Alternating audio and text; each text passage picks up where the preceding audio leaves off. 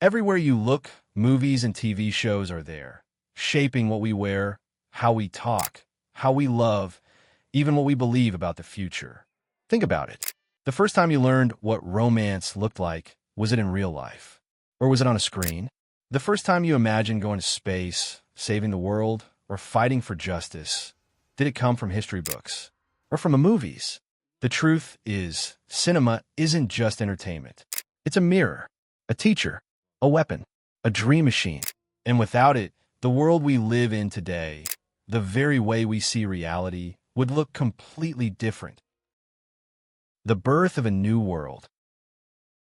It all began here. Paris, 1895.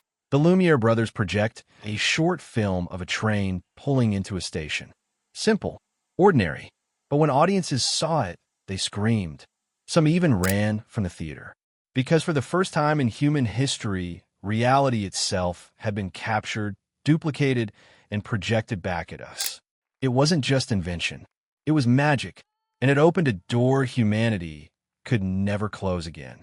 Cinema gave us something no culture had ever possessed before: shared memory. A way to witness moments, preserve them, and experience them together. Suddenly, human beings weren't just telling stories around fires. They were seeing them. Movies as identity makers. But what happened next was even more powerful. Film didn't just record life. It redefined it. When Marilyn Monroe walked across a subway grate in 1955, the world didn't just watch a scene. They watched femininity being rewritten. When Bruce Lee threw a punch on screen, it wasn't just action. It was representation. Millions of Asian kids finally saw themselves as heroes, not stereotypes. James Dean, Audrey Hepburn, Bollywood's golden era. All of them gave us blueprints for style, love, rebellion, coolness. Movies became the manual for identity. They told us who we could be, and for many, who we wanted to become.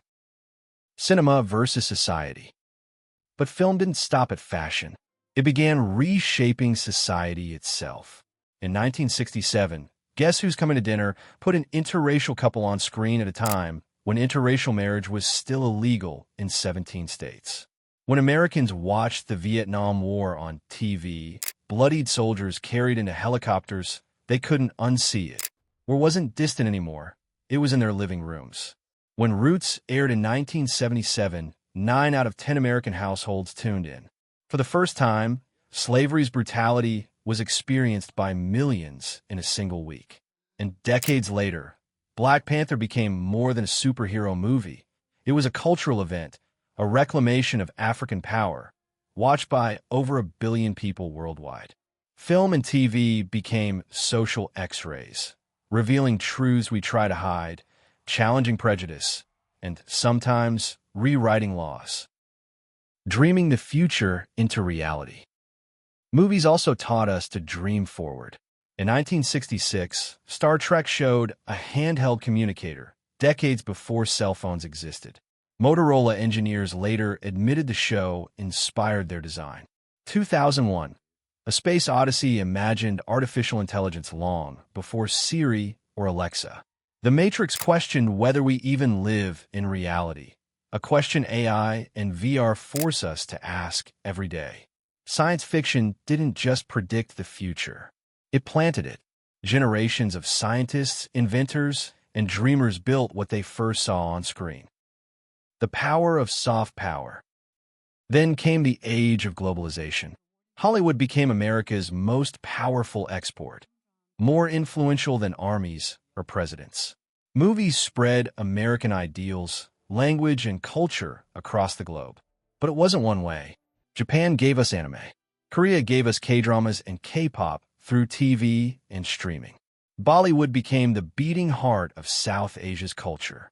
And with Netflix and global streaming, a show like Squid Game, in Korean, with subtitles, could dominate the entire world within a week.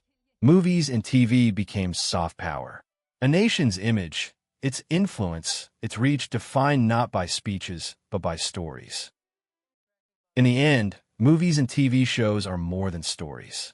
They are blueprints for identity, mirrors of society, engines of invention, weapons of influence, and companions to our most private emotions. Every time we sit in the dark, staring at that glowing rectangle, we aren't escaping life, we're rewriting it. And the world that greets us when the lights come up is never the same again.